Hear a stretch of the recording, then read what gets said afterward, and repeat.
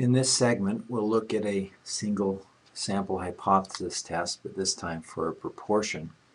And I'm going to break this segment up into two parts. In the first part, I'm going to walk through the example as you see in the notes. And in the second part, I'm going to do the same process, but we'll be using Excel. So in this problem, a lawsuit is being brought against Company X for discriminatory hiring. The plaintiffs claim that a significantly greater number of men than women have been hired, even though there are roughly equal numbers of men and women qualified for the position. In the last year, only 18 women of 50 people were hired. Now, this is very similar to what we just got finished discussing. We expect that if out of 50 people that there would be 25 women hired. There are only 18. And the question is 18 out of 50 significantly or statistically different than 25 out of 50? So we'll define pi as the true proportion of men hired by this company. We'll define p as the sample proportion of men. So in this case, men, there were 32 men hired. So there was a 64% higher rate of men versus only what would that be, a 36% higher rate of women. Note that the proportions could have been stated as the proportion of women hired. It really is arbitrary which is the 1 and which is the 0 that we'll use. This will change the look of the output, but general conclusions will stay exactly the same. So, step number 1, we need to define the hypotheses. The null hypothesis is that the population proportion equals 0.5, or the proportion of men hired is not significantly different from 0.5. The alternative hypothesis, or sometimes called the H1 hypothesis, is that it's something different than 0.5. Notice that this is a bidirectional test. We're not really concerned at this point whether it is less than or more than. We really just want to know if it's different. So if we reject the null hypothesis, then we will look to see if the proportion of men hired is significantly greater than 0.5. We enter in the data as a variable, men hired, in a column of 32 ones and 18 zeros. In a moment, I'll recreate this. Second, we define the significance level. A type 1 error for this company means that they are truly hiring an equal proportion of men and women, but we reject that true hypothesis and we state that there is a difference. Type 2, the company is truly hiring more men than women, but it is determined that there is no difference.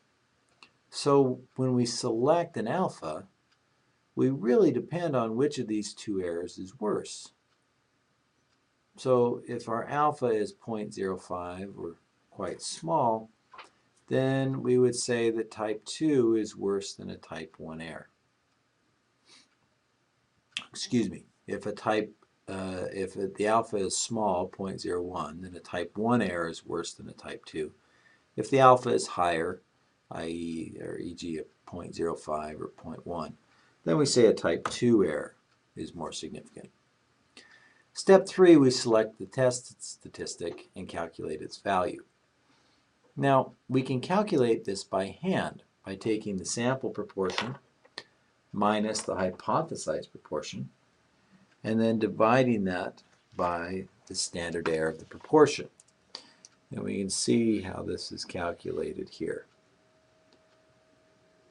We find that the t statistic is 1.98. In Excel, we could calculate this, and you can see that the t statistic is just slightly different than what we calculated from the z statistic. Now, the reasons behind this we'll discuss in a moment, but that difference is due because Excel is using a t distribution, and we've just calculated the z-score based on a z, or standard normal distribution. In a t distribution, you must go a little bit further out to capture the same 95% confidence interval. Moving on to step 4, we identify the critical values for the test statistic and state the decision. So there are really two ways that we can test for significance. We can compare the observed t-statistic to t-critical. So 1.98, or in this case 2.01, is greater than our t-critical, or excuse me, our t-critical is 2.01. Or we could compare the p-value to the alpha. Now we predefined the alpha as 0.05. In step 2, we compare the calculated t-value or the p-value to the critical values, and we reach a conclusion. So, based on the t-statistic, we reject the null because 2.04 is greater than 2.01. It's outside of that confidence interval, and it's outside of those critical areas. The second way that we can compare is that we look at the p-value. We would still reject the null hypothesis because the p-value is less than our alpha. It's marginally less, but it's still less. So now that we see that there is a significant difference between our proportions and 0.5, we must check the direction. But since the sample proportion is 0.64, so 64% of our hires were men, that is greater than 0.5, we know that our true proportion of men hired is statistically significantly higher than 5. So we make a business-related decision. Once again, in 2 steps. There is a statistically significant difference between the sample proportion and the expected proportion or null.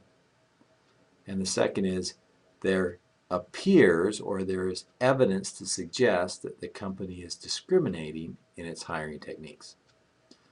So in this case, the plaintiffs appear to have a case against them. Let's see how we can generate that same output using Excel.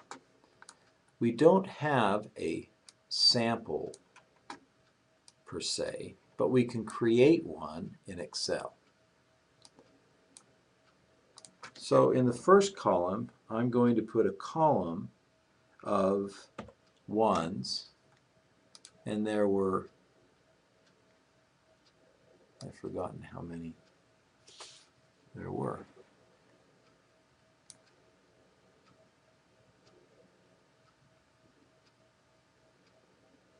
There are 18 zeros, so that would be 32 ones.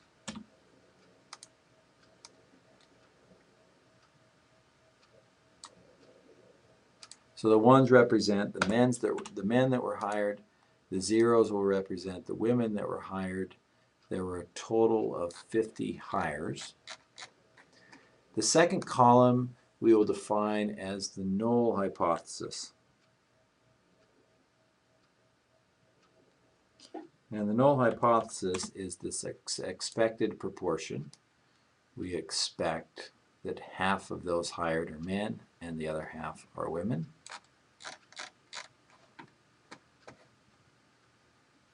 So we have defined our null hypothesis, we define our selection criteria, and now Excel allows us to run this t-statistic or this t-test.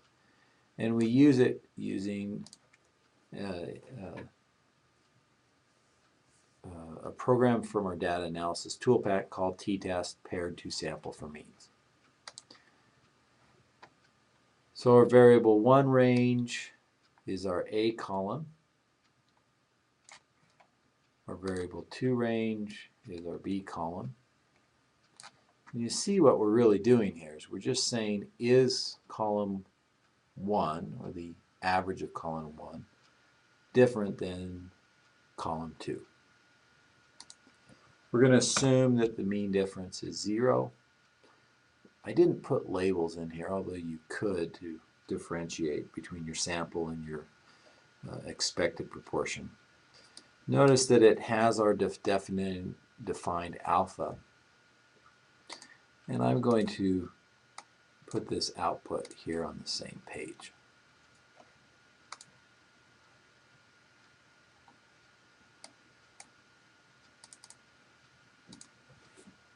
So we can see we get the same output that we did in the notes, where our t-statistic is 2.04, or 64% is 2.04 standard errors above 50%. Our t-critical is 2.09. Our p-value is 0.047. So we can say that the t-critical is higher, the t-stat is higher than the t-critical, and the p-value is less than alpha. We would reject the null hypothesis, and we'd say there is a statistically significant difference between our sample and our expected proportion.